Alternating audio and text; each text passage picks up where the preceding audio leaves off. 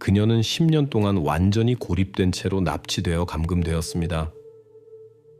이 모든 시간 동안 그녀는 말할 권리와 들을 권리를 박탈당한 무언의 존재로 여겨지고 교육받았습니다. 작은 시골집의 닫힌 문 뒤에서 그녀에게 무슨 일이 일어났는지 거의 아무도 몰랐습니다. 하지만 10년이라는 긴 시간이 지나 문이 열렸을 때 진실은 가장 경험 많은 수사관들조차 충격에 빠뜨렸습니다. 2008년 봄, 스페인 세비야 남부의 작은 마을 스페인 세비야, 7살의 아나가 오후에 집 마당으로 나갑니다. 날은 맑고 조용했습니다. 그녀는 자신의 집 문턱에서 몇 미터 떨어진 대문 근처에서 놀고 있었습니다. 몇 분 후 어머니가 그녀를 집으로 부르러 나왔습니다. 아나는 사라졌습니다. 아나가 사라진 집은 마을 외곽의 전형적인 개인 주택이었습니다. 높고 깔끔한 울타리, 대문은 항상 닫혀 있었지만 자물쇠는 없었습니다. 이 장소에서는 위험에 대해 생각하는 사람이 거의 없었습니다. 부지 내부와 주변에서 싸움이나 혼란의 흔적은 발견되지 않았습니다. 주변에 어떤 카메라도 그녀가 떠나거나 낯선 사람이 나타나는 것을 기록하지 않았습니다. 그 지역은 조용한 것으로 알려졌습니다. 차량은 드물게 지나갔고 외부인들은 매우 드물었습니다. 마치 아나가 공기 중에 흔적도 없이 증발한 것 같았습니다. 수사관들이 처음 고려한 가설은 사고였습니다. 골짜기, 버려진 우물, 빈집, 이 모든 것을 철저히 조사했습니다. 자원봉사자들과 경찰은 주변 지역을 여러 번 수색했습니다. 하지만 아무것도 발견하지 못했습니다. 그 다음에는 현지 주민들을 조사하기 시작했습니다. 이웃, 친척, 가족, 지인들. 수사팀은 모든 사람을 신문했습니다. 일부는 심지어 거짓말 탐지기 테스트를 받는데 동의했습니다. 아무도 경찰에게 심각한 의심을 받지 않았습니다. 갈등이나 위협, 악의에 대한 암시조차 없었습니다. 다음 날들은 몇 주가 되었고 그 후 몇 달이 되었습니다. 수사팀은 가설을 모두 소진했습니다. 아나는 공식적으로 실종자가 되었습니다. 사건은 곧 잠잠해졌고 적극적인 수사에서 수사관의 책상 위에 놓인 서류 뭉치로 변했습니다. 아나의 실종 이후 정확히 72시간이 지났습니다. 어떤 가설도 확인되지 않았습니다. 수색팀은 마을 주변과 그 너머의 모든 구석을 훑었지만 무슨 일이 일어났는지에 대한 아주 작은 증거조차 발견하지 못했습니다. 상황은 불가능해 보였습니다. 사람이 흔적 없이 사라질 수 없습니다. 특히 그런 조용한 지역에서는 더욱 그렇습니다. 하지만 아나는 정확히 그렇게 사라졌습니다. 부모님은 작은 단서라도 찾기를 절망적으로 바라며 언론에 호소했습니다. 이야기는 대중의 공감을 얻었습니다. 하지만 시간이 지남에 따라 관심이 줄어들었고 대중의 주목은 다른 사건들로 옮겨갔습니다. 아나는 잊혀졌습니다. 많은 사람들에게 그녀는 단지 실종자 통계의 일부가 되었습니다. 수사는 공식적으로 중단되었습니다. 형식적으로는 사건이 미해결로 남아 있었지만 실제로는 더 이상 아무도 진지하게 다루지 않았습니다. 아나의 성씨는 실종자 명단에 올랐습니다. 시간은 계속 흘러갔습니다. 1년이 지났습니다. 아무도 연락해오지 않았고 아무도 익명의 힌트나 메모를 남기지 않았습니다. 어떤 목격자도 증언하지 않았습니다. 이야기가 완전히 막다른 길에 도달한 것처럼 보였습니다. 또 1년이 지나고 그 다음에도 또 1년이 지났습니다. 점차적으로 사람들은 이야기하거나 기억하는 것을 그만두었습니다. 남은 것은 부모님뿐이었고 그들은 답을 찾을 것이라는 희망이 없어도 수색을 멈추지 않았습니다. 그들은 계속해서 포스터를 붙이고 기자들에게 말하고 다양한 기관에 편지를 보냈지만 답변을 받지 못했습니다. 그리고 해가 갈수록 이런 상황이 계속되었습니다. 이웃들은 결코 오지 않는 소식을 계속 기다리는 아나, 어머니의 공허한 눈빛에 익숙해졌습니다. 이 사건은 아무도 답을 얻을 것이라 기대하지 않는 수수께끼 중 하나가 되었습니다. 하지만 10년 후 예상치 못한 결말이 찾아왔습니다. 바로 그때 분명해졌습니다. 아나는 결코 이 마을을 떠난 적이 없었습니다. 그 모든 시간 동안 그녀는 가까이에 있었고 사람들의 눈에서 숨겨져 있었습니다. 10년 만에 아나를 발견한 것은 실종된 소녀의 운명뿐만 아니라 그녀가 그 모든 시간 동안 어떻게 살았는지에 대한 진정으로 무서운 진실을 밝혀냈습니다. 하지만 이 10년 동안 정확히 무슨 일이 일어났고 누가 실종 뒤에 있었는지는 훨씬 나중에야 명확해질 것입니다. 현재로서는 아나의 이야기가 끝에서 멀었습니다. 아나의 실종 이후 수사관들은 한 가지 이상한 사실에 계속 의문을 품었습니다. 그날은 보통의 맑은 날이었고 마을 전체가 서로를 볼 수 있어야 하는 조용한 시간대였습니다. 그런데도 이웃 중 누구도 아나가 자신의 마당을 벗어나는 것을 보지 못했습니다. 어떻게 그날 작은 사람이 그냥 아무에게도 보이지 않을 수 있었을까요? 아나는 마을에서 내성적인 성격으로 알려져 있었습니다. 그녀는 항상 혼자 놀았고 자신의 부지를 벗어나는 일이 드물었으며 거의 다른 사람들을 자신의 집으로 초대하지 않았습니다. 부모님은 이것이 그녀의 평범한 성격이라고 생각했습니다. 시끄러운 무리를 좋아하지 않고 조용한 놀이를 선호했습니다. 아마도 그래서 그날 그녀의 부재를 아무도 즉시 눈치채지 못했을 것입니다. 마을의 집들은 서로 상당한 거리에 떨어져 있었습니다. 가장 가까운 이웃집은 약 100m 떨어져 있었고 다음 집은 더 멀었습니다. 지역은 열려 있었지만 우거진 식물과 시야를 가리는 나무들이 있었습니다. 이웃 마당에서 무슨 일이 일어나는지 보고 싶어도 어려웠을 것입니다. 가장 가까운 이웃, 길 건너편 집에 사는 노부부였습니다. 그들은 40년 이상 이곳에 살았고 마을의 모든 주민을 알았지만 거리로 나가는 일은 거의 없었습니다. 바로 이 부부가 그날 아나를 보지 못했다고 주장했습니다. 그들은 심지어 수사관들에게 마지막으로 소녀를 길에서 본 것이 언제인지 전혀 기억나지 않는다고 말했습니다. 경찰이 신문한 다른 이웃들도 이상한 점을 전혀 눈치채지 못했다고 진술했습니다. 그들 대부분은 마을이 항상 조용했다는 이유로 이를 설명했습니다. 아무도 자신의 마당 밖에서 일어나는 일에 주의를 기울이는 습관이 없었습니다. 따라서 처음 중요한 순간에 아무도 아나가 어디로 갔는지, 어느 방향으로 그녀를 데려갔거나 끌고 갔는지 말할 수 없었습니다. 아나가 살던 지역은 완전히 개방되어 있었습니다.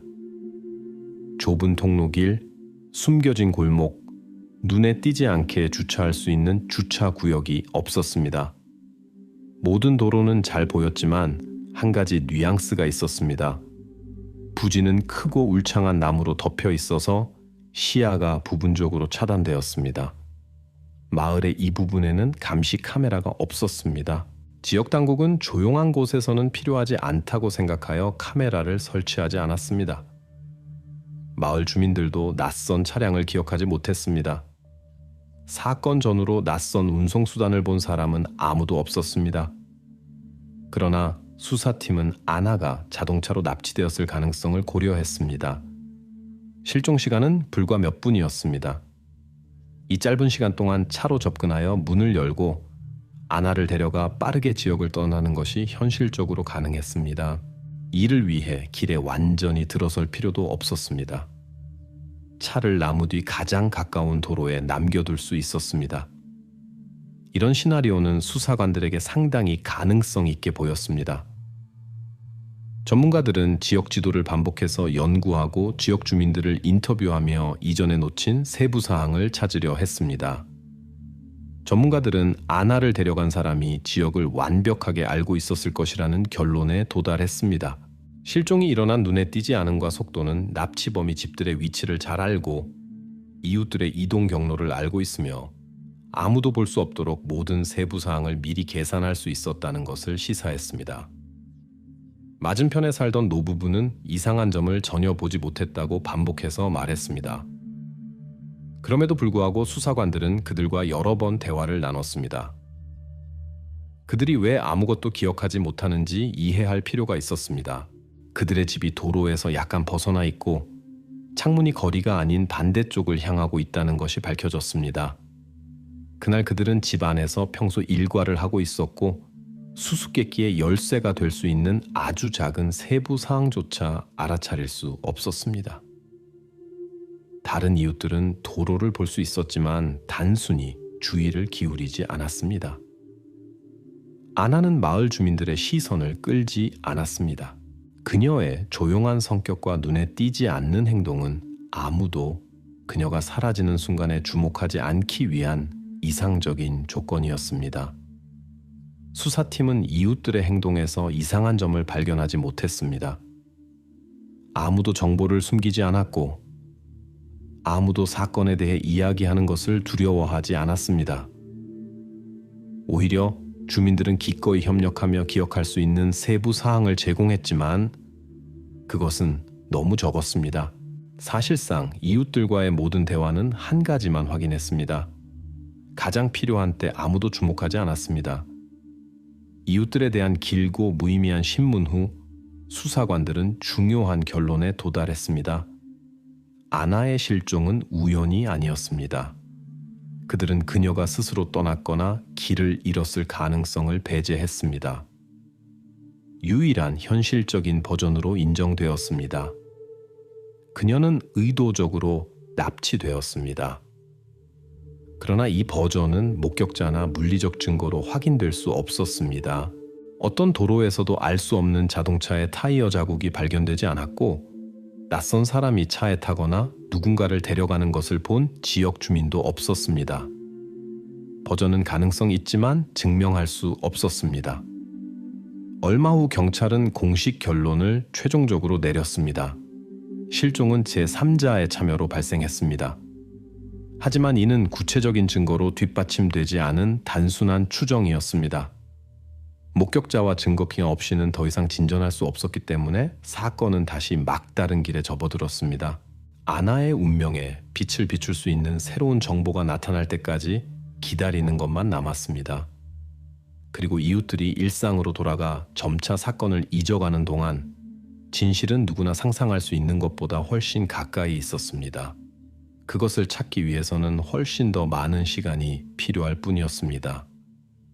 2018년 아나가 사라진 날로부터 이미 10년이 지났습니다.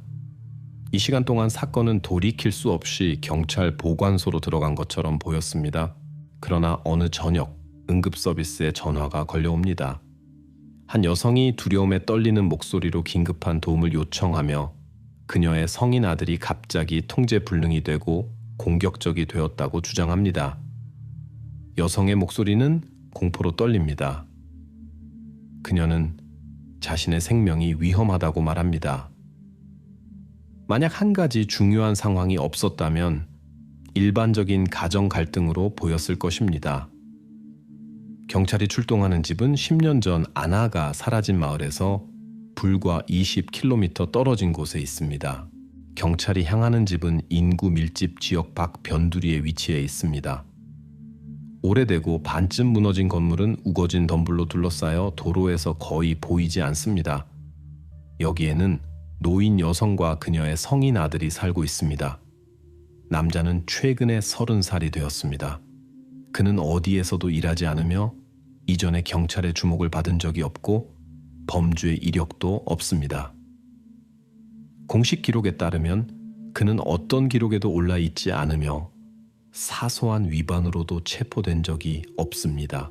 출동 후 경찰이 신문한 이웃들은 남자를 짧게 묘사합니다. 이상한 사람. 그들은 그가 거의 집 밖으로 나오지 않고 사람들과 거의 교류하지 않기 때문에 그에 대해 거의 아는 것이 없습니다. 길에서 볼 때마다 남자는 항상 폐쇄적으로 보였고 대화를 피하고 눈을 마주치지 않았습니다. 지역 주민들은 그를 피하고 접촉하지 않는 것을 선호했습니다. 그럼에도 어머니는 이전에 아들에 대해 경찰에 불평한 적이 없었습니다. 비록 이웃들이 집안에서 드문 다툼을 들었더라도요. 그러나 이러한 갈등은 일반적인 가정 분쟁의 범위를 벗어나지 않았습니다. 이날까지 경찰에 신고한 사람은 없었고 이 주소로 순찰대가 출동한 적도 없었습니다. 현장에 도착한 경찰관들은 명백한 부상 징후가 있는 겁에 질린 여성을 발견합니다. 그녀는 집 2층으로 올라가려고 시도한 후 갈등이 시작되었다고 말합니다. 남자는 오랫동안 어머니가 그곳에 접근하는 것을 금지해 왔지만 이날 그녀는 고집을 보이기로 결정했습니다.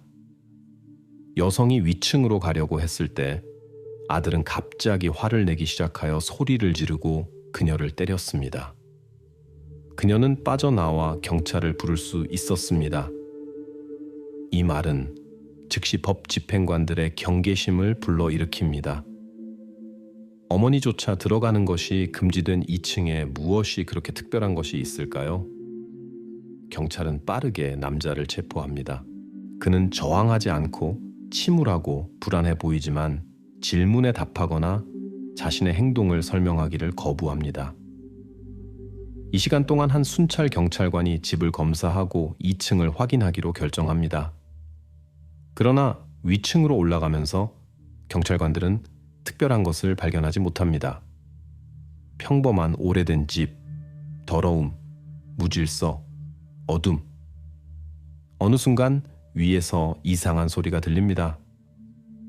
처음에 경찰관들은 그것이 단순히 동물, 아마도 고양이나 쥐라고 생각합니다.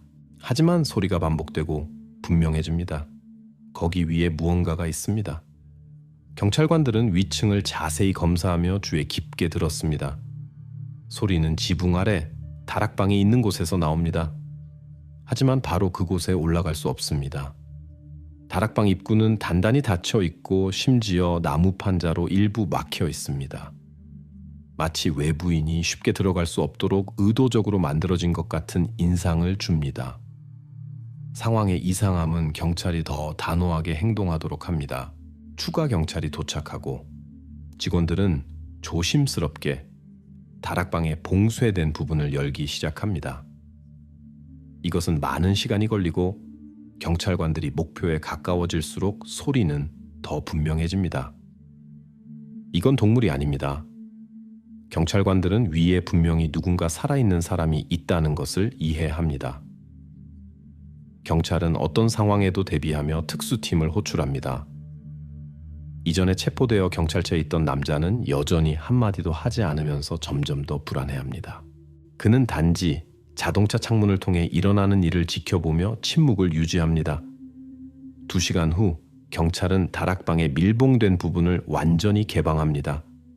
공간은 작고 어둡고 더럽고 거의 공기와 빛이 들어오지 않습니다. 직원들이 손전등을 그곳으로 비추자 그들은 자신들이 보는 것을 거의 믿지 못합니다. 이 시점에서 수사는 완전히 새로운 단계로 넘어갑니다. 경찰이 위에서 발견한 것은 가장 이상하고 어려운 상황에 익숙한 경험 많은 직원들조차 충격에 빠뜨립니다. 가정 싸움으로 인한 일반적인 출동이 전국적인 규모의 사건으로 변합니다. 경찰은 급히 중앙부서와 연락합니다. 현장에는 범죄 수사관, 검찰 대표, 갑작스러운 소동에 이끌린 기자들이 도착합니다. 한때 단순히 이상하고 버려진 것처럼 보였던 집이 전 지방의 주목을 받게 됩니다. 다락방에서 발견된 것은 10년 전에 일어난 실종과 직접적으로 연결되어 있습니다. 그때서야 수사관들은 왜 이렇게 오랜 시간 동안 단서를 찾지 못했고 왜 아무도 아나가 집을 떠나는 것을 보지 못했는지 이해하기 시작합니다. 경찰이 전체 지역을 수색하는 동안 수수께끼의 열쇠는 그들로부터 20km 떨어진 곳, 주인조차 거의 들어가지 않는 다락방이 있는 조용하고 버려진 집에 있었습니다. 진실은 누구든 상상할 수 있는 것보다 훨씬 가까웠지만 그것을 밝히는 데는 여전히 상당한 시간이 걸릴 것입니다. 경찰이 마침내 다락방을 열었을 때 그들은 예상하지 못한 것을 발견했습니다. 안에 반어둠 속 쓰레기와 무질서 가운데 한 젊은 여성이 있었습니다. 그녀는 극도로 쇠약해 보였고 겁에 질려 있었습니다. 경찰은 즉시 그녀가 한마디도 하지 않고 시선을 피하며 사람들에게 엄청난 두려움으로 반응한다는 것을 알아차렸습니다. 그녀의 신원을 나타내는 서류나 물건은 발견되지 않았습니다. 그녀가 누구인지, 어디서 왔는지, 그리고 이곳에서 얼마나 오래 있었는지 이 질문들이 즉시 떠올랐습니다. 전문가들은 즉시 그녀의 나이를 기록했습니다. 약 16, 18세. 여성이 있던 작은 공간에는 끔찍한 조건이 지배적이었습니다. 완전한 비위생, 더러운 바닥, 벗겨진 벽, 공기가 거의 들어오지 않았습니다. 유일한 작은 창문은 널빤지로 단단히 막혀 있어 햇빛과 신선한 공기를 완전히 차단했습니다. 방에는 가구나 침대가 없었습니다. 단지 더러운 천 조각들과 바닥에 던져진 오래된 매트리스만 있었습니다. 도처에 공장 포장이 없는 값싼 음식들이 널려 있었습니다. 모든 것이 마치 음식이 여기로 무심하게 불규칙적으로 던져진 것처럼 보였습니다. 다락방에서는 개인 위생 용품이나 옷을 전혀 찾을 수 없었습니다. 여성은 매우 관리되지 않은 모습이었고 그녀의 옷은 오래되고 찢어져 있었습니다. 경찰은 즉시 그녀가 여기서 매우 오랫동안 있었다는 것을 이해했습니다. 이는 공간의 상태와 그녀의 신체적 외모에서 분명했습니다. 철저한 의학 검사 후 의사들은 그녀의 피부에서 오랜 기간 동안 열악한 조건에서 지내온 것을 말해주는 수많은 오래된 흉터를 발견했습니다. 의료진은 즉시 흔적의 정확한 기원을 말할 수 없었지만 여성이 이곳에서 1년이 아닌 더 오랜 기간을 보냈다는 것은 분명했습니다. 검사를 위해 불려온 심리학자들은 명백한 사실을 확인했습니다. 그녀의 행동은 자폐적이고 완전히 폐쇄적이었으며 나이에 맞지 않았습니다. 그녀는 접촉을 시도하는 것을 피했고 질문에 반응하지 않았으며 말할 수 없었고 단지 짧은 움직임과 제스처로만 소통했습니다. 전문가들은 여성이 매우 긴 시간 동안 소통 없이 사회적 접촉이 완전히 박탈된 채로 지냈다는 결론을 내렸습니다. 바로 이것이 그녀의 행동과 심각한 심리적 상태를 설명했습니다. 경찰은 최근 몇 년 동안의 실종자 데이터를 확인하기 시작했습니다. 당시에는 많은 실종 사례가 알려져 있었지만 여성의 묘사는 최근 실종자 중 누구와도 일치하지 않았습니다. 그녀가 누구든 생각할 수 있는 것보다 훨씬 더 오랫동안 이곳에 있었을 수 있다는 것이 분명해졌습니다. 수사팀은 신원을 확인하는 가장 신뢰할 수 있는 방법을 사용하기로 결정했습니다. 여성에게서 DNA 샘플을 채취해 검사를 위해 보냈습니다. 이것은 다락방에서 발견된 포로가 누구일 수 있는지 이해하는 유일한 방법이었습니다. 검사를 중앙 실험실로 보냈고 결과는 몇 일 후에 받을 것으로 예상되었습니다. 이 검사가 진행되는 동안 경찰은 체포된 남자와 그의 어머니를 다시 신문하며 정보를 얻으려 했습니다. 그러나 체포된 남자는 계속해서 침묵을 유지하며 설명을 거부했습니다. 그의 어머니는 완전히 혼란스러워하며 다락방에 여성이 있다는 사실을 전혀 몰랐다고 주장했습니다. 법 집행 공무원들은 또한 발견 장소를 다시 검사하며 가능한 모든 증거를 수집했습니다. 그러나 여성의 즉각적인 신원 확인에 도움이 될 만한 것은 발견되지 않았습니다. DNA 분석 결과를 기다리는 일주일이 지났습니다.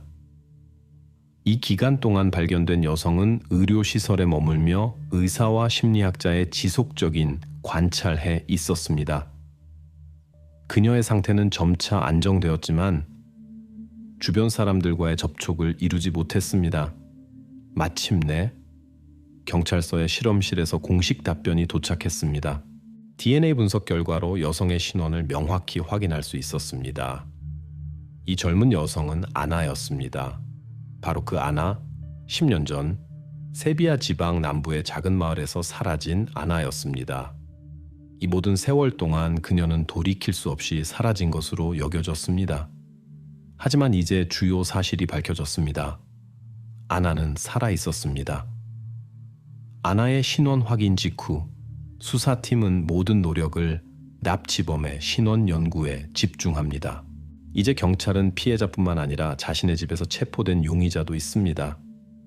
수사관들이 가장 관심을 갖는 것은 어떻게 그리고 왜 겉으로 보기에 평범한 사람이 이러한 행동을 할 수 있었고 살아있는 사람을 10년 동안 완전한 고립 상태로 감금할 수 있었는지입니다. 이 질문에 대한 답은 그의 성격 깊숙한 곳에 조용하고 폐쇄적인 남자의 가면 뒤에 숨겨져 있는 것에 있습니다. 경찰이 처음 알아낸 것은 용의자가 이전에 그들의 주목을 받은 적이 없다는 것입니다. 그는 법적 문제가 없었고 단 한 번의 체포도 이웃으로부터의 신고도 벌금도 의심도 없었습니다. 어머니와 함께 작은 집에서 살던 모든 세월 동안 이 남자는 법 집행기관의 주목을 전혀 받지 않았습니다. 그의 생애에는 사소한 법규 위반조차 없었습니다. 그러나 의료 문서를 조사하는 과정에서 수사팀은 중요한 사실을 발견합니다. 청소년기에 그에게 행동장애 진단이 내려졌습니다. 당시 의사들은 그에게서 감정의 불안정성, 공격성 통제 문제, 반사회성의 뚜렷한 징후를 기록했습니다. 그러나 그는 정신과적 관찰해 지속적으로 잊지 않았고 특별한 치료를 받지 않았으며 의료진의 지속적인 통제해 잊지 않았습니다. 남자는 여러 해 동안 어디서도 일하지 않았습니다. 그는 거의 모든 시간을 집에서 고립된 채 보냈습니다. 이웃들은 일상적인 쇼핑도 대부분 그의 어머니가 했다고 기억합니다. 그는 거리에서 거의 볼 수 없었고 누구와도 대화를 나누지 않았습니다. 집과 2층은 그가 완전히 통제하는 영역이었습니다. 심지어 그의 어머니도 그곳에 올라가지 않고 1층에서의 생활과 활동으로 제한되어 있었습니다. 그녀는 간섭하지 않고 불필요한 질문을 하지 않았으며 사실상 그가 다락방이 있는 2층 공간을 완전히 지배하도록 허용했습니다. 추가 수사 과정에서 수사관들은 아나 납치의 핵심 세부 사항을 확인합니다. 남자는 소녀가 어머니의 시야에서 사라진 바로 그날 자신의 계획을 실행했습니다. 그는 그 당시 이미 공식적으로 등록이 취소된 자신의 자동차를 타고 마을에 미리 도착했습니다. 자동차는 비록 작동 상태였지만 법적으로는 더 이상 존재하지 않았으므로 표준 방법으로 추적할 수 없었습니다. 이동을 위해 그는 대형 도로와 인구 밀집 지역을 피하며 오로지 시골길만 이용했습니다. 이것이 이웃이나 우연한 목격자 중 아무도 이 자동차를 기억하지 못한 이유입니다. 수사 결과 자동차는 범행 직후 숨겨졌고 남자에 의해 공개적으로 거의 사용되지 않았습니다. 이후 모든 세월 동안 용의자는 외부 세계와의 접촉을 최소화하며 집 밖을 거의 떠나지 않았고 이를 단지 드물고 짧은 지역 외부로의 외출로 제한했습니다. 아나는 이 모든 시간 동안 다락방에 납치범의 어머니조차 접근할 수 없는 완전한 고립 상태로 있었습니다. 경찰과 사건에 참여한 정신과 의사들이 가장 관심을 가진 주요 질문은 용의자의 동기였습니다. 그는 몸값을 요구하지 않았고 성적인 의도와 관련될 수 있는 행동을 보이지도 않았습니다. 납치범의 모든 행동은 완전히 다른 성격을 띠고 있었습니다. 사건 자료를 다룬 정신과 의사들은 확인합니다. 이 남자는 범죄 심리학에서 강박적 통제적이라고 불리는 전형적인 행동 모델을 보여주었습니다. 그의 주요 목표는 해를 끼치거나 물질적 이득을 얻는 것이 아니었습니다. 그의 진정한 목표는 다른 사람에 대한 완전하고 비접촉적인 통제였습니다. 이 상태를 고전적인 고립 행동 모델이라고 합니다. 이러한 유형의 납치범은 이득을 위해서가 아니라 다른 사람의 삶에 대한 완전한 통제와 권력에 대한 내면적이고 인식되지 않는 필요를 충족시키기 위해 피해자를 감금합니다. 피해자를 고립시키면서 그들은 완전한 권력을 얻게 됩니다. 왜냐하면 그들은 사람을 모든 외부 접촉과 저항이나 탈출의 어떤 기회로부터 박탈시키기 때문입니다. 전문가들은 또한 용의자가 신문 중에 명백한 공격성을 보이지 않으면서도 후회나 뉘우침의 징후를 보이지 않았다고 언급합니다. 그의 행동은 마치 자신의 범죄가 얼마나 심각한지 끝까지 인식하지 못한 것처럼 수동적이고 분리된 상태로 남아 있었습니다. 첫 번째 신문에서 남자는 말이 없었습니다. 그는 경찰과의 대화를 피하지는 않았지만 대답은 짧고 회피적이었습니다. 왜 납치를 저질렀고 아나를 그렇게 오랫동안 감금했느냐는 직접적인 질문에 남자는 단 한마디만 했습니다. 아직도 누군가가 그녀를 찾고 있다고 생각하지 않았습니다. 이 짧은 발언은 납치범의 심리 상태를 이해하는 데 핵심이 되었습니다. 그것은 그의 사회적 삶의 규범으로부터의 완전한 분리와 다른 사람의 감정과 고통에 대한 인식이나 인간적 애착의 부재를 강조했습니다. 수사팀은 다음 단계로 넘어갈 준비를 하고 있었습니다. 아나 납치 전후 범죄의 전체 그림과 남자의 삶을 확립하는 것입니다. 하지만 이것은 이야기의 다음 페이지가 될 것이며 무서운 세부 사항뿐만 아니라 아직 모든 답을 찾지 못한 깊은 질문들로 가득 차 있습니다. 아나가 발견되고 그녀의 신원이 확인된 후 그 못지않게 복잡한 단계가 시작되었습니다. 그녀의 일상생활로의 복귀입니다.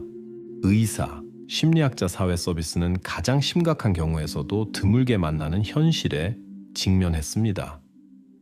아나는 10년 동안 완전한 감금 상태에 있었습니다. 이제 주요 과제는 그녀의 상태를 이해하고 오랜 고립의 결과를 극복하는 방법을 찾는 것이었습니다. 첫 의학 검사에 따르면 아나의 상태는 매우 심각했습니다. 의사들은 공식적으로 진단을 내렸습니다. 심각한 박탈, 즉 장기간 동안 정상적인 사회적 접촉과 발달 자극의 완전한 부재. 이러한 경우는 드물기 때문에 전문가들은 길고 어려운 회복 과정에 대비했습니다. 그녀의 생물학적 나이가 이미 성인에 가까워졌음에도 불구하고 그녀의 언어는 5, 6세 수준이었습니다. 아나는 자신에게 건네진 질문을 거의 이해하지 못했고 일관되게 대답할 수 없었으며 단지 개별 소리나 동작으로 제한되었습니다.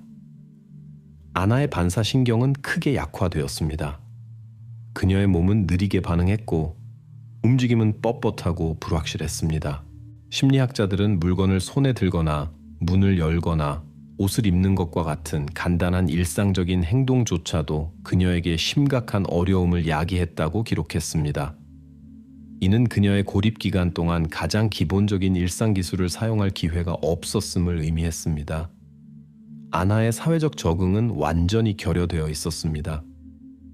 그녀는 다른 사람들과 가장 기본적인 수준에서조차 상호작용할 수 없었고 사회적 신호와 사회에서의 기본적인 행동 규칙을 이해하지 못했습니다. 아나는 눈 맞춤을 피했고 거의 항상 불안하거나 우울한 상태에 있었습니다.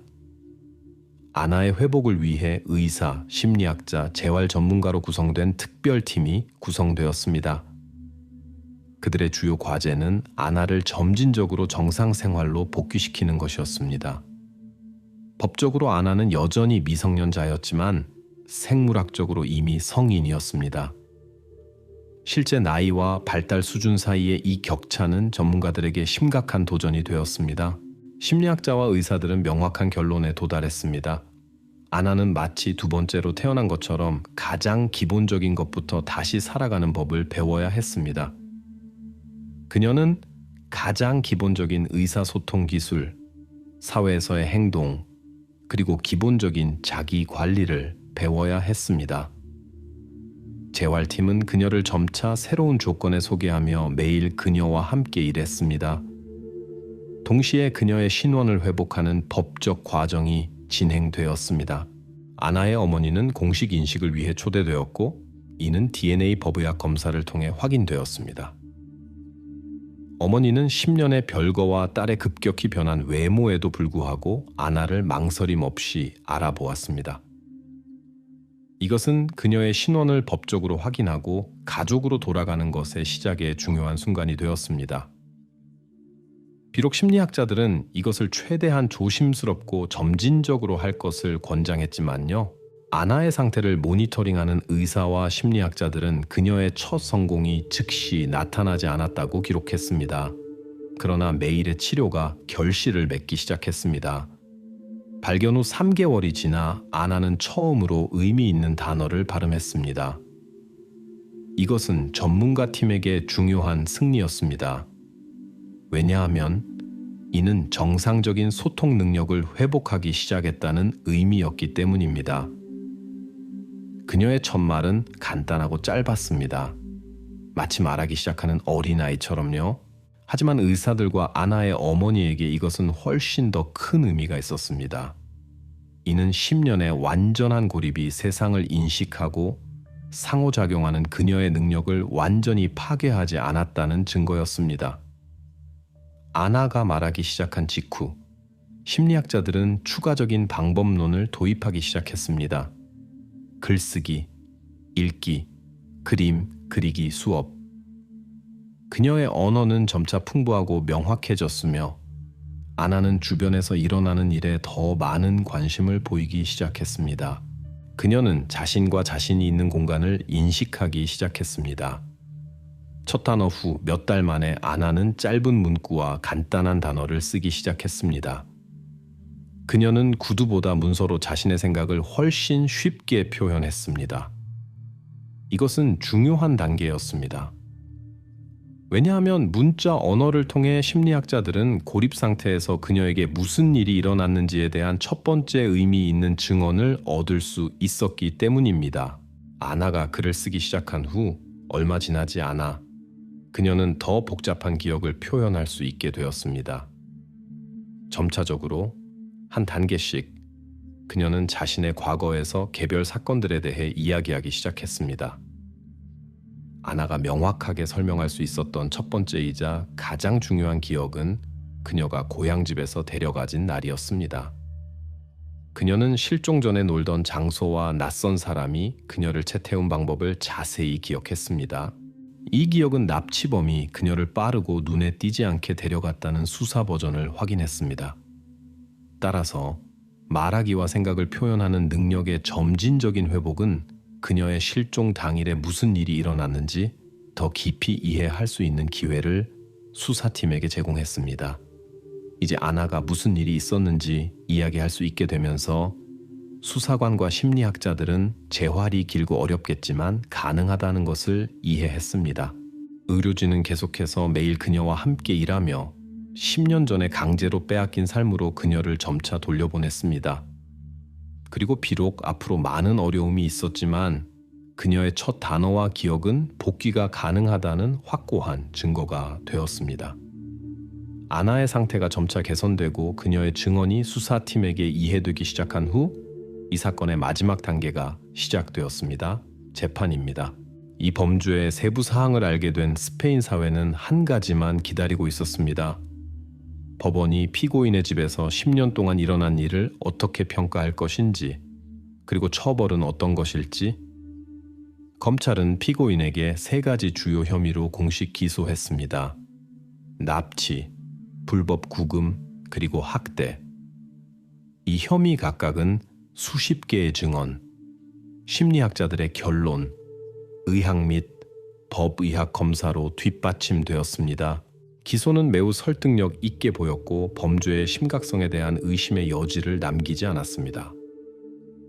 피고인의 변호사는 처벌의 불가피성을 이해하고 형량을 감경하기 위한 유일한 가능한 시도를 했습니다. 그는 법원에 그의 의뢰인이 정신적으로 아프기 때문에 자신의 행동에 대해 완전한 형사 책임을 지지 않아야 한다라고 주장했습니다. 법원은 범죄의 심각성과 공공의 반향을 고려하여 남자가 범행 당시 책임 능력이 있었는지 결정하기 위해 의무적인 법의학, 정신의학 검사를 지시했습니다. 검사는 몇 주 동안 지속되었습니다. 의사와 정신과 의사들은 피고인의 성격, 그의 과거의 모든 문서, 의료 기록, 그리고 주변인들의 증언을 상세히 조사했습니다. 그들은 정신장애의 징후를 가리킬 수 있는 모든 단어, 모든 행동을 신중하게 확인했습니다. 검사의 최종 결론은 명확하고 명백했습니다. 남자는 완전히 정신적으로 건강했습니다. 전문가들은 그의 성격이 뚜렷한 반사회성과 감정적 냉담함으로 특징 지어졌지만 그는 자신이 무엇을 하고 있는지 완벽하게 인식했고 자신의 행동의 결과를 이해했다고 진술했습니다. 이는 피고인이 10년 전에 저지르고 그 모든 시간 동안 계속된 범죄에 대한 책임을 완전히 인식하고 법정에 서야 함을 의미했습니다. 재판 과정은 지역뿐만 아니라 스페인 전역에서 주목을 받았습니다. 아내에게 무슨 일이 일어났는지 알게 된 사람들은 당국에 가장 엄격한 처벌을 요구했습니다. 언론에서는 지속적으로 사건의 세부 사항에 관한 자료가 나왔고, 이는 피고인에 대한 사회의 부정적인 태도를 강화했습니다. 범죄는 국가의 정의와 처벌의 엄격함에 대한 대규모 공개 토론을 촉발했습니다. 많은 시민들은 종신형을 지지했고, 이것이 이러한 유형과 기간의 범죄에 대한 유일하게 공정한 처벌이라고 생각했습니다. 그러나 스페인에서는 사법관행에서 종신형이 적용되지 않습니다. 따라서 검찰은 범죄의 심각성과 기간을 고려하여 스페인 법에 의해 제공되는 최대 가능한 형량을 요청했습니다.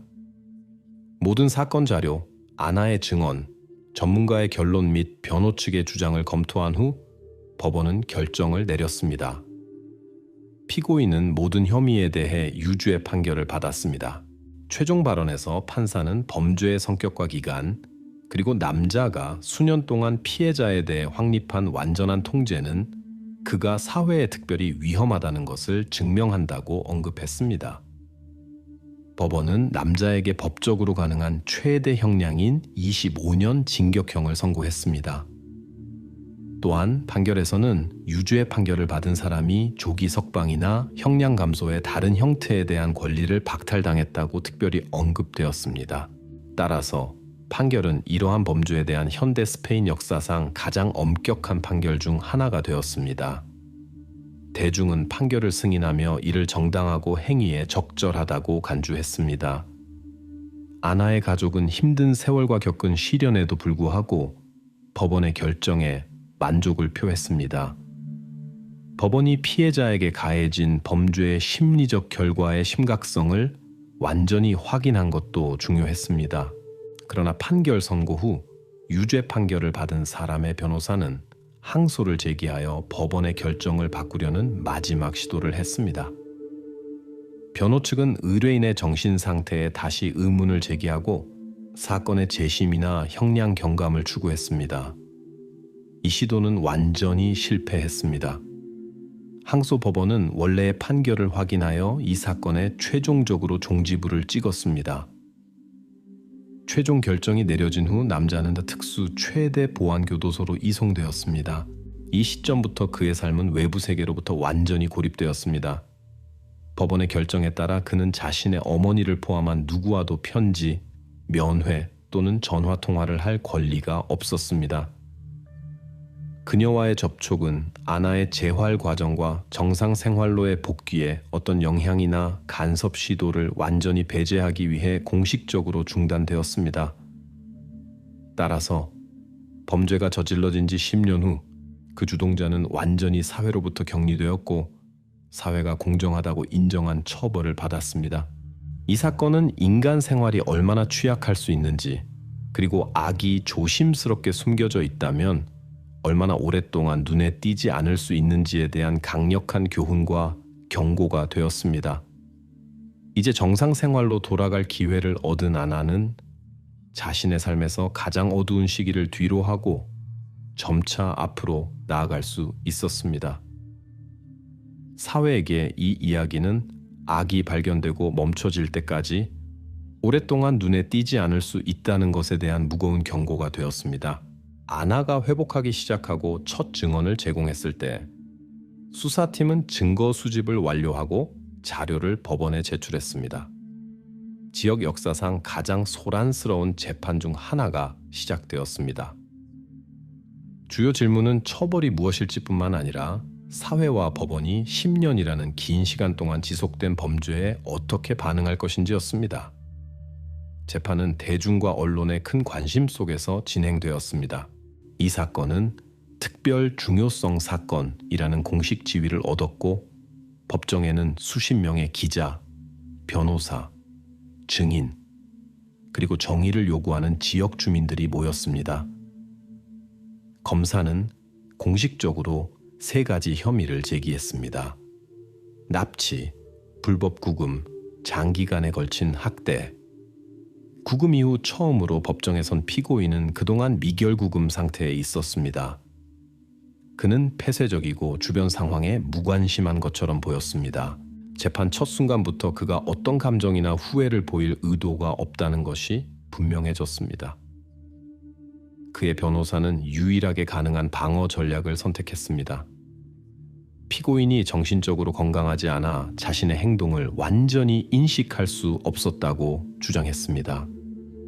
법원은 확립된 절차에 따라 피고인의 상태를 결정하기 위해 종합적인 법의학, 정신의학 검사를 지시하기로 결정했습니다. 이 검사는 몇 주가 걸렸습니다. 전문가 팀은 모든 의료 문서를 철저히 조사하고 피고인의 성격을 연구하고 그와 여러 번의 긴 대화를 나눴습니다. 전문가들의 결론은 명확하고 명백했습니다. 피고인은 완전히 정신적으로 건강하고 자신의 행동과 그 결과를 인식할 수 있습니다. 그러나 정신과 의사들은 사회에 통합되는 그의 능력이 부족함을 확인하는 그의 성격의 뚜렷한 반사회적 특성을 언급했습니다. 검사 결과가 법정에서 발표되었을 때 대중의 반향은 더욱 강화되었습니다. 대중은 공개적으로 피고인에 대한 가장 강력한 처벌을 요구했습니다. 스페인에서는 이 시점까지 오랫동안 종신형이 적용되지 않았지만 사람들은 여전히 법으로 허용되는 가장 엄격한 판결을 주장했습니다. 검찰은 가장 엄격한 처벌을 주장했고 이를 저지른 범죄의 심각성, 그 지속기간, 그리고 피해자의 생명과 건강에 미친 결과로 정당화했습니다. 피고인의 변호사는 의료 결론이 명백함에도 불구하고 피고인의 반사회성과 정신상태를 언급하며 더 완화된 접근을 주장했습니다. 모든 사건 자료를 검토하고 증인, 증언, 전문가, 심리학자들의 의견을 듣고 난 후 법원은 최종 결정을 내렸습니다. 법원은 피고인을 모든 혐의에 대해 유죄로 인정했습니다. 판결 선고 과정에서 주재 판사는 완전히 무방비 상태인 사람에게 저질러진 범죄의 예외적인 잔인함과 냉소, 그리고 피고인의 사소한 후회조차 없음을 강조했습니다. 스페인 형법에 따라 법원은 적용할 수 있는 최대 가능한 처벌을 부과했습니다. 조기 석방이나 형량 감수 없이 25년 징역. 재판부는 피고인의 특별한 사회적 위험성과 시민들의 안전을 보장하기 위한 사회로부터의 완전한 격리 필요성으로 이러한 결정을 정당화했습니다. 판결 선고는 법정에서 절대적인 침묵 속에서 이루어졌습니다.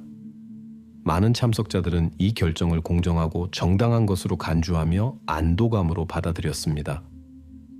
판결은 그러한 범죄가 어떤 상황에서도 처벌받지 않고 남아있을 수 없다는 사회에 대한 강력한 신호가 되었습니다. 피고인은 마치 일어나는 일이 그와 전혀 관련이 없는 것처럼 어떤 감정도 표현하지 않고 완전히 무관심하게 판결을 들었습니다. 판결의 명확성과 엄격성에도 불구하고 피고인의 변호사는 처벌을 완화하거나 사건의 재심을 얻기를 희망하며 항소를 제기했습니다. 그러나 항소 법원은 사건 자료를 빠르게 검토하고 원래 판결의 합법성과 공정성을 확인하면서 항소를 분명히 기각했습니다. 판결이 최종 확정된 후 피고인은 완전 격리된 엄격한 체제의 교정 시설에 배치되었습니다. 법원 결정에 따라 편지, 전화 통화, 친척 방문을 포함한 외부 세계와의 모든 접촉은 엄격히 제한되었습니다. 그가 이전에 살았던 어머니와의 접촉도 완전히 금지되었습니다. 이렇게 법원과 사회는 가장 복잡하고 전례 없는 상황에서도 정의가 승리할 수 있고 승리해야 한다는 것을 보여주면서 이 유명하고 논란이 많은 사건에 명확한 종지부를 찍었습니다. 하지만 법원의 최종 결정에도 불구하고 아나 자신과 그녀의 가족에게 이것은 단지 한 단계의 끝이었고 새롭고 덜 어렵지 않은 회복의 길의 시작이었습니다. 재판 과정이 끝난 후 아나는 그녀의 긴 회복의 여정을 시작했습니다. 그녀의 삶의 매일은 분 단위로 계획되었습니다. 심리학자 약속, 의사 진료, 전문 수업. 그녀는 거리를 걷고 상점에 들어가고 낯선 사람들에 둘러싸여 있는 것을 다시 배웠습니다. 이 모든 것은 그녀에게 새롭고 동시에 어려운 시험이었습니다. 왜냐하면 10년의 완전한 고립 동안 가장 단순한 것들조차 그녀에게 매우 복잡한 과제가 되었기 때문입니다. 재활 기간 내내 아나는 공개적인 관심밖에 있었습니다. 언론이나 단순히 호기심 많은 사람들이 그녀에게 접근할 수 없었습니다. 심리학자들과 가족은 엄격한 결정을 내렸습니다. 기자들과의 대화 없음, 인터뷰 없음, 사진 없음. 그녀의 상태와 진전에 대한 유일한 정보 소스는 공식 의료 보고서와 의사들의 드문 진술이었습니다. 10년간의 일일 절망을 겪은 아나의 어머니는 딸을 돌려받은 후 중요한 결정을 내렸습니다. 마을을 영원히 떠나는 것. 이것은 쉽지 않았지만 필요한 조치였습니다. 익숙한 거리의 모든 구석, 모든 이웃집은 그녀가 뒤에 남기고 싶어 했던 그녀 인생에서 가장 힘든 시기를 상기시켰습니다. 재판이 끝난 직후 그녀는 집을 팔고 짐을 싸서 아무도 그녀를 알지 못하고 일어난 일에 대해 묻지 않는 작은 도시로 이사했습니다. 아나의 새로운 삶에도 과거의 기억을 위한 자리는 없었습니다. 그녀는 고향 마을을 방문하지 않았고 그녀의 어린 시절을 파괴한 사건들에 대해 생각을 되돌리지 않았습니다. 아나는 가장 단순한 것들부터 시작하여 점차 더 복잡한 것으로 넘어가며 자신의 삶을 새롭게 구축하려는 시도에 완전히 집중했습니다. 의사들은 예후에 대해 조심스러웠지만 매달 더욱 자신 있게 말했습니다. 아나는 점차 삶으로 돌아오고 있습니다. 첫 성공은 작았지만 매우 중요했습니다. 그녀는 자신을 독립적으로 돌보기 시작했고 감금 기간 동안 존재를 몰랐던 기술들을 습득하기 시작했습니다. 그녀에게 모든 성취는 큰 승리였고 전문가들은 아나가 독립적인 사람의 수준으로 회복할 기회가 있다고 언급했습니다. 드문 공식 성명 중 하나에서 심리학자들은 아나가 자신에게 일어난 일을 완전히 인식하고 있으며 점차 자신의 과거 삶을 그녀가 탈출할 수 있었던 비극으로 받아들이고 있다고 보고했습니다. 그리고 비록 재활이 여러 해가 더 걸릴 것이지만 이미 그것이 조용함과 평온함 속에서 진행될 경우 가능하다는 것이 분명합니다. 아나의 실종 이야기에는 실제로 비밀이 없었습니다. 복잡한 음모, 단영안의 수사, 숨겨진 동기, 예상치 못한 증인이 없었습니다. 단 하나의 존재만 있었습니다. 절대적이고 먼 침묵. 바로 그 침묵. 그녀가 실종된 날 그녀를 삼켰고 아나가 다음 10년을 보낸 그 침묵. 침묵은 국가의 다른 끝에 있는 비밀 은신처에 있지 않았고 낯선 도시에 버려진 지하실에도 있지 않았습니다. 그것은 바로 가까이에 모든 일이 일어난 곳에서 단 몇 분 거리에 있었습니다. 10년간의 침묵. 보통 집의 어두운 다락방, 땅에서 4m 위, 사람들이 아무것도 의심하지 않고 지나가던 곳. 이 세월 동안 수색은 전 지역을 포함하고 국경을 넘어가고 수십 명의 자원봉사자들이 숲, 들판, 버려진 건물을 수색했습니다. 하지만 아무도 자신의 시선 높이 이상을 보는 것을 생각하지 않았습니다. 아무도 찾지 않는 곳으로. 아나의 사건은 사회가 많은 것들에 대해 생각하게 했습니다. 우리가 주변 사람들에게 얼마나 주의를 기울이는지, 이웃과 지인들의 이상한 행동을 얼마나 심각하게 받아들이는지, 그리고 우리가 얼마나 쉽게 문자 그대로 바로 옆에 있는 것을 놓치는지. 이 사건의 충격을 받은 사회는 아나의 이야기를 오랫동안 기억했습니다. 하지만 점차적으로 그것도 다른 새로운 사건들과 일들로 대체되면서 뒤로 물러났습니다. 사람들은 아나의 이름과 그녀 이야기의 세부 사항을 점차 잊으며 다시 자신의 일에 몰두했습니다. 오직 아나 자신과 그녀의 어머니만이 그들의 삶을 전과 후로 나눈 그 10년을 결코 잊을 수 없을 것입니다. 그들에게 이야기는 법원 판결이나 다른 도시로의 이주로 끝나지 않았습니다. 그것은 아나가 한때 잃었던 정상적인 삶으로 돌아가기 위한 일상적인 투쟁에서 계속되었습니다. 아나의 이야기는 신문 헤드라인이 아닌 조용하고 눈에 띄지 않게 끝났습니다. 언론의 선정적인 보도, 공개적인 출연, 텔레비전에서의 웅변 없이 바로 이 침묵이 그녀의 주요 구원이 되었습니다. 그리고 이제 사람들이 버려진 집 옆을 지나갈 때 많은 이들이 이 이야기를 기억합니다. 이야기에 많은 미스터리가 있어서가 아니라 가장 무서운 것이 보이는 것보다 더 가깝다는 것을 모두에게 상기시키기 때문입니다. 그것은 바로 옆에 있습니다. 눈길을 위로 주는 거리에, 아무도 보지 않는 곳에, 아나의 삶의 10년이 침묵 속에서 지나간 그곳에